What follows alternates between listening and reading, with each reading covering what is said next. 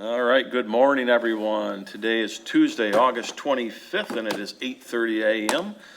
We are here at the Kent County Board of Commissioners Policy and Operations Committee meeting. I call this meeting to order. Our first item on our agenda is public comment. Is there anyone that wants to address the committee for public comment? Seeing no one, we will close our public comment section of the meeting. Next item on our agenda is the special order of business. We have the Agricultural Preservation Annual Report. Haley. 10 minutes. Yes, that'd be great. Welcome. Good morning, Commissioners. Thank you for the opportunity to provide this update on Kent County's agricultural preservation programming. Today, I'll walk through our current landscape, program activities, progress made, and the priorities guiding our direction moving forward. So our programming is guided by the Agricultural Preservation Board and carried out by community development staff. As the primary staff overseeing this work, I collaborate closely with the Ag Board to lead the county's farmland protection efforts through the Purchase of Development Rights program, while also advancing broader strategies that support the county's agricultural economy. So I want to briefly revisit the 2022 agricultural census data, which I presented last year. This information serves as a reminder of where Kent County stands, about a little over 1,000 farms, about 144,000 acres of farmland, and a 9% decrease since 2017. While the numbers haven't changed since last year, they continue to frame the broader challenges we face in Kent County. So what's more important for this update is the longer-term trajectory captured in the American Farmland Trust Farms Under Threat data. This is helpful information we have on farmland conversion trends, which tells us that between 2001 and 2016, over 15 years, Kent County lost about 13,300 acres of farmland. If we compare that to the ag census data, that 9% down tells us that between 2017 and 2022, just 5 years, the county lost about 13,466 acres of land. So even though the data sets differ, even though we're looking at data from 2016 to 2022, the comparison is telling. It demonstrates clear acceleration and development pressure across the county. And so statewide projections from the Farms Under Threat data reinforce this concern as well. Michigan is expected to lose more than 400,000 acres by 2040 if current development patterns continue. So this context underscores why our preservation work and long-term planning for agriculture, it remains so critical. So our programming continues to focus on 3 major areas: protecting farmland through the Purchase of Development Rights program, supporting landowners with succession and land transfer planning, and supporting the long-term viability of agriculture through outreach and partnerships. Oops. There we go. Over the past year, we've made steady progress in farmland preservation. 76 acres were preserved in Sparta Township, and approximately 109 acres are under contract to be preserved in Tyrone Township. This results in a projected total of about 185 preserved acres in 2026. On the funding side, we submitted 2 applications, one to NRCS, which is our federal entity, and MDARD at the state. And we received a total of just over $375,000 towards preserving farmland. So we also launched a PDR application round and hosted 2 informational sessions to strengthen our application pipeline. You can see here on the slide, this is just a snapshot of what we're looking at from where our applications and pipeline exist. So our 2026 applications are in blue, and the green represents the land that is preserved. So you can see the trends in Grattan Township, Vergennes, as well as up in Sparta, Tyrone, and Salone Township.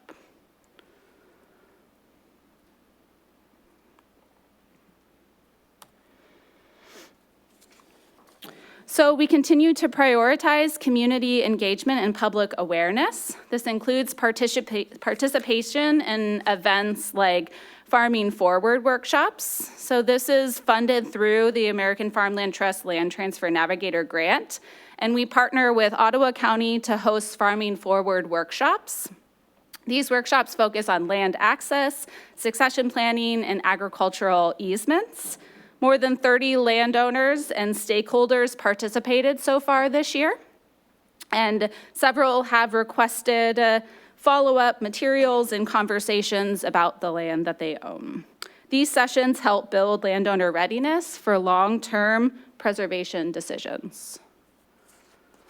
As some of you may know, in May, we held a half-day agribusiness tour for commissioners, staff, and partners. Participants visited farms and processors across the county and had direct conversations with farmers about the challenges that they face. These tours help provide firsthand understanding of land pressures and agricultural operations in the county.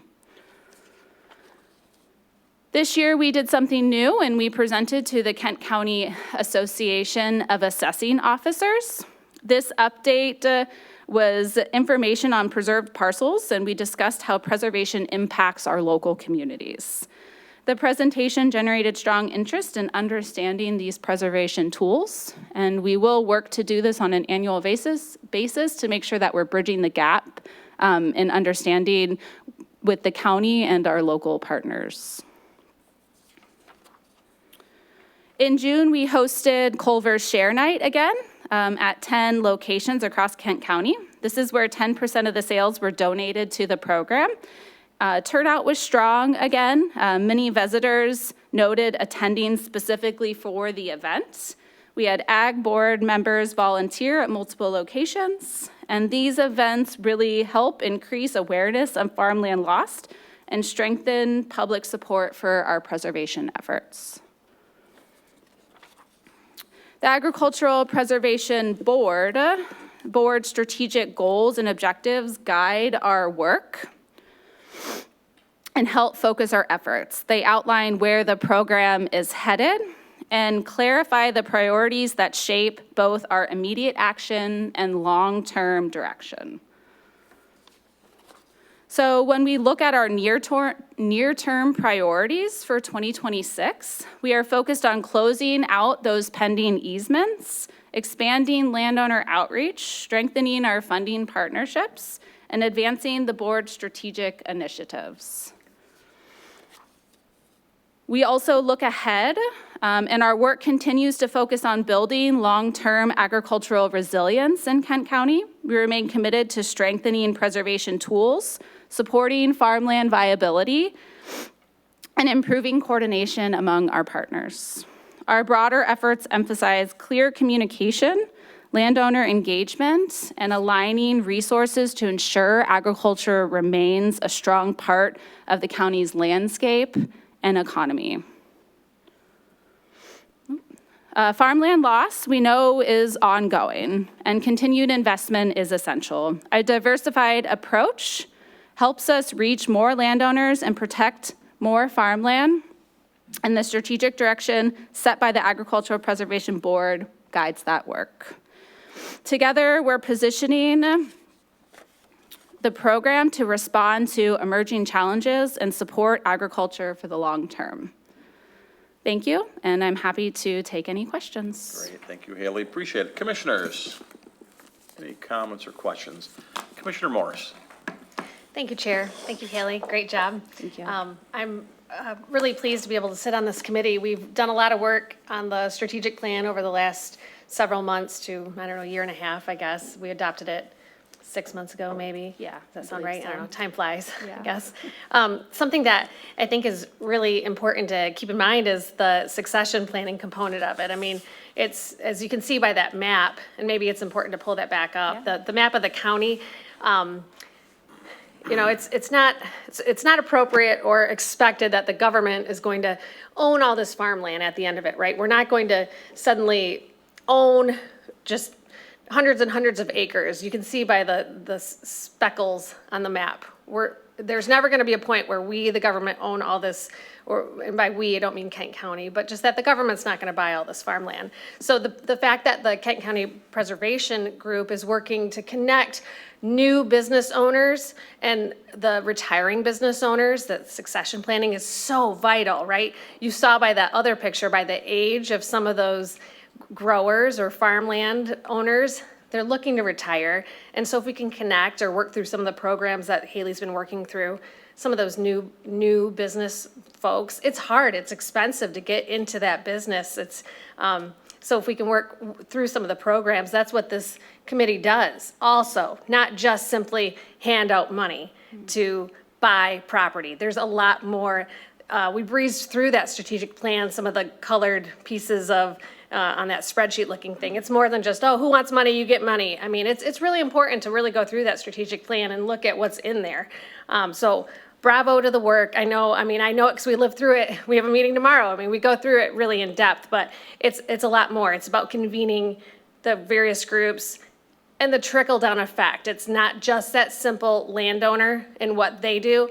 It's the truck driver after that. It's the cement person who pours cement for the cement pad that farmer needs. I mean, there's so many businesses that it affects on and on. So there's a huge trickle down effect too in the economic wheel of what goes on. So when we talk about the importance of it, it's more than just one person owning a business. There's a lot more to it. So I just wanted to throw that out there, the impact that this group's having. Thank you, Commissioner. Thank you. I appreciate that. Any other commissioners' comments or questions? Minority Vice Chair Faber. Thank you, Chair. You're welcome. Two kind of questions. One, so I know our PDR program is one tool in the toolkit of preservation work. Do we have sort of an accurate map that would include other, like all the easements and the other kind of tools that are out there, either through the state or, like, we always look at our little piece of the puzzle on these maps. Is there any way, or who controls that information that we would understand, like a land use map of like what is actually protected in the county? Yeah, that's a great question. So other modes of protecting, there's temporary preservation, which is a state program through PA 116. I don't know if the state, I don't know right now if the state has a map of that. That's something that I can surely look at, whether or not there may be a GIS layer that speaks more to that temporary preservation.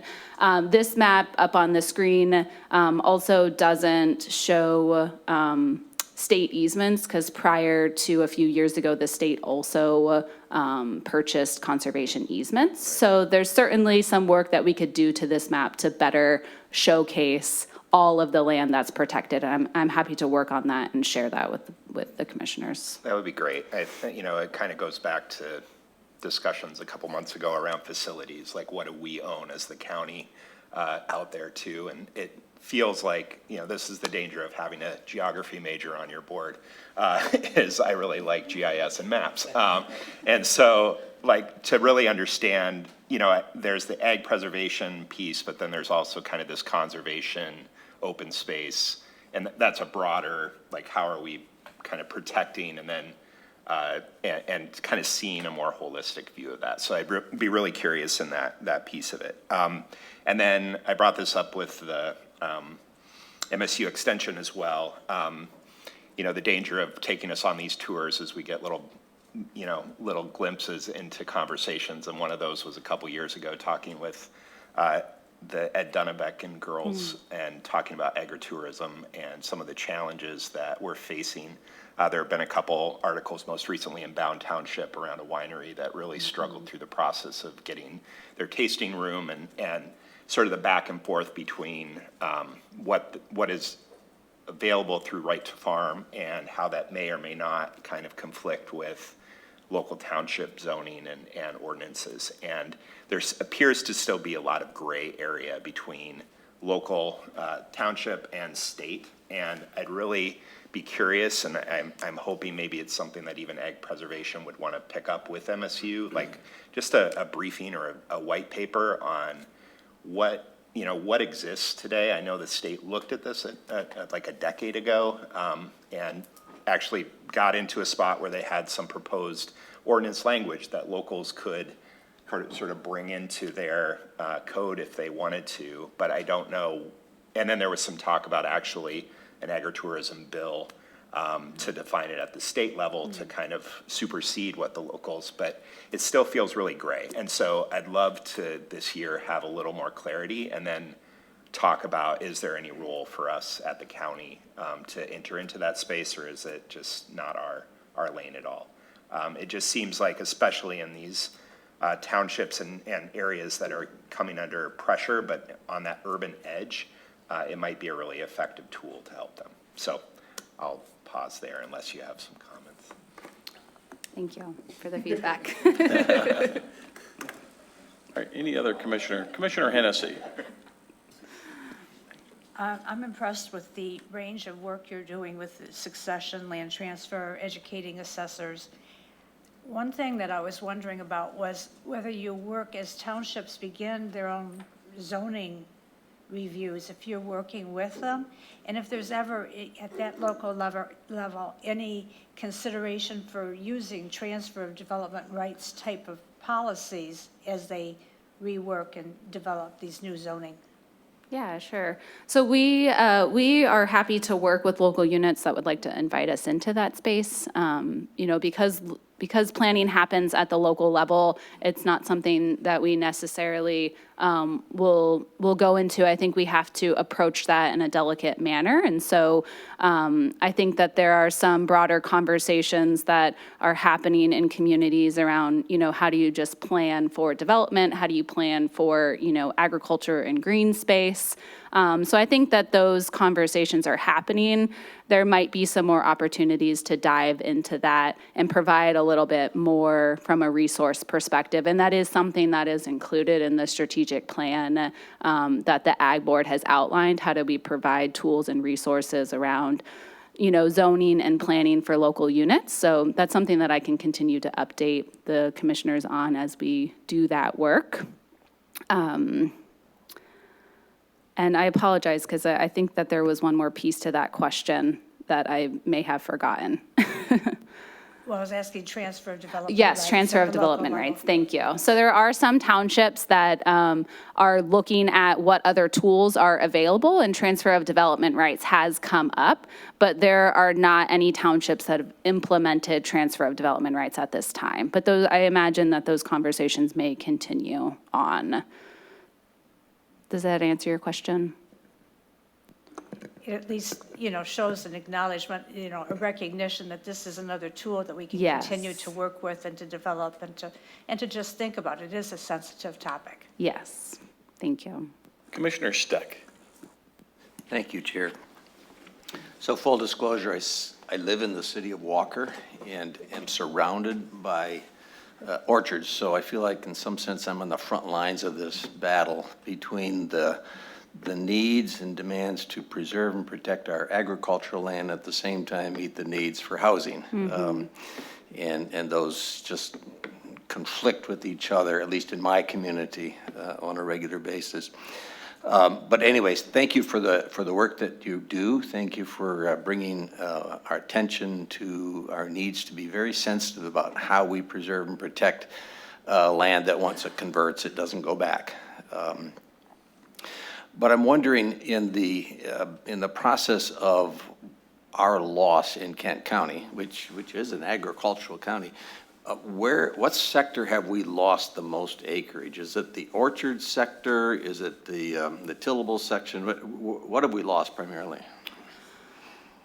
That's a great question, and I don't have a great answer on that right now. And so that's something that I'm happy to look at and see if there is data on there. When we look, one of the things that I can kind of paint a picture at is when we look at what land in Kent County or Michigan as a whole is being, what's being grown, a large portion of that is kind of those crops, the corn, wheat, soybeans. And so that, is a large portion, particularly in, this Western Michigan area. Of course, when we get into Traverse City, you get, a little bit different crops being grown. So I think in West Michigan, when we look at, what the majority of our acreage is, we look at the crops that are those kind of wheat, soybean, and corn. And so that would be kind of the picture that I can paint right now. And I'm happy to kind of circle back with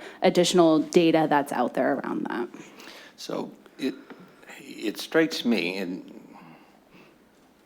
I just live in the city, I don't farm, but it strikes me that in our mix of land, the orchard land is more equal than the tilled land. And I say that because there's tillable land, beans and corn, all over the Midwest. There's not a lot of good quality orchard land. Sure.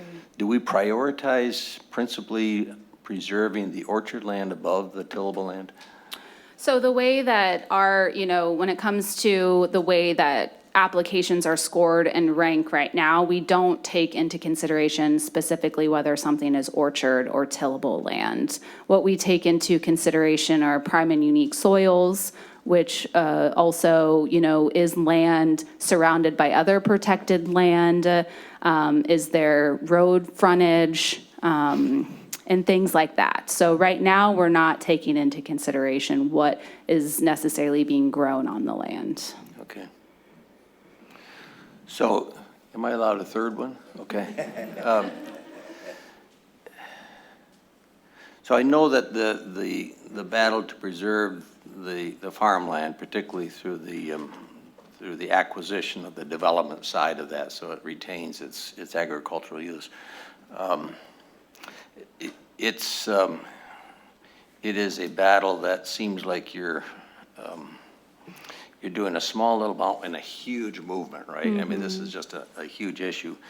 But does somebody identify what is our objective, either in the state or in the county? How much farmland should we have? I mean, I raise this because it is concerning that we are losing some of our farmland because we don't get it back once it's gone. And you said since 2002, we've lost 13%, was it? Around that, yes. But if you look at production, the county's production has actually increased. Agriculture production increased by 322%. So we are far outproducing the loss of the land through whatever mechanisms take that land out of production. What should be our balance? How many acres should we target? Or do we just grab whatever we can and we'll keep at it because we're so far below the mark? I think that's a great question, and it's something that the Ag Board has just started to look at because those are the questions that are coming up. We're talking about how much acreage we've preserved, but we don't really have a question to how much acreage should stay. So, some of the things that we're working on right now is to answer that question and to also look at what areas are the priority areas. And so as we get into that, I imagine that will answer, more of that question when it comes to the ground that we're actually preserving. Certain areas like the ridge area, if that happens to be a priority area, then we would see a lot of that orchard land being prioritized because that's what's mainly in there. So I think that, we don't have great answers to that question right now, but we are looking at it, and, hopefully next year I can stand here and have a little bit more data from the conversations that we have. Yeah, okay. Thank you. Thank you, Commissioner. Any other commissioners' comments or questions? All right, seeing none, Haley, thank you so much. Great Thank you. presentations, great feedback from the commission as well. Appreciate everybody's comments. And Commissioner Steck, again, those were, I thought, great questions that, again, they're working on. And again, I'm interested to hear that too, because that is, be interesting to know what that balance or projected balance should be. So again, thanks for the questions. Yeah, thank you. All right, thank you. All right, next item on our agenda is approval of last meeting's minutes. Can I have a motion by Commissioner Bujak, supported by Commissioner DeBoer? Any comments, changes, questions on last meeting's minutes? If not, all those in favor, please say yes. Yes. All those opposed, last meeting's minutes have been approved.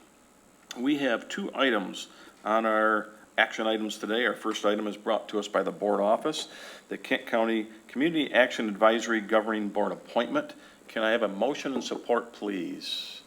Motion by Bujak, supported by Morales, and I was going to do that because they are the ones that I do appreciate spending the time to interview this individual. So again, thank you, commissioners, for your time, effort, and willingness to serve Kent County. Commissioner Bujak. Thank you, Chair.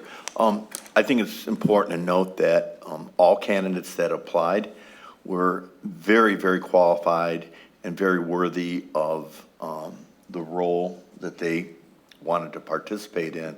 And I wish we could put them, everyone, all these candidates into some kind of role. It's nice to see that we have individuals in the community that have the qualifications and are interested in serving on these committees and willing to go through the process of the application.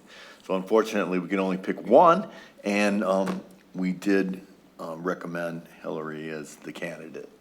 Great. Thank you, commissioners, for that. Any other comments or questions? Minority Vice Chair Faber. Thank you. This is a question for board liaison maybe, or whoever is doing there was an open position. Is this fill that open position that's currently posted, or do we still have? No, there's still a open position. Okay, So she, yeah, if she was interested, could apply for that position. gotcha. Great. Thank you. All right. Any other commissioners' comments or questions? If not, all those in favor, please say yes. Yes. All those opposed? And that appointment has been, well, it'll go to full board. All right, next item on our agenda is brought to us by the Office of the Public Defender, and that is to add 4 FTE attorney positions funded through the fiscal year 2027 Michigan Indigent Defense Commission Compliance Plan. Can I have a motion and support? We have I was looking here to the, well, let's go. We'll go Commissioner LeGrand and supported by Minority Vice Chair Faber. Commissioners, comments, questions, or concerns regarding this action item? All right, seeing none, all those in favor, please say yes. Yes. All those opposed? That has been approved. Next item on our agenda is commissioner comments. Any commissioner comments? All right, seeing none, I will just talk to Taylor today, and I appreciate her updating me on the appointments. I believe there's 16 appointments that we'll need to make thus far, and applications hopefully will be coming in. We'll look at those, fill them up.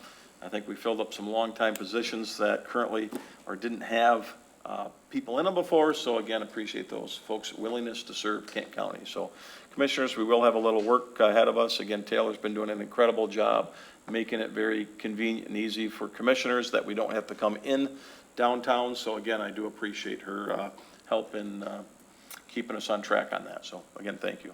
All right, meeting is adjourned. Thank you very much.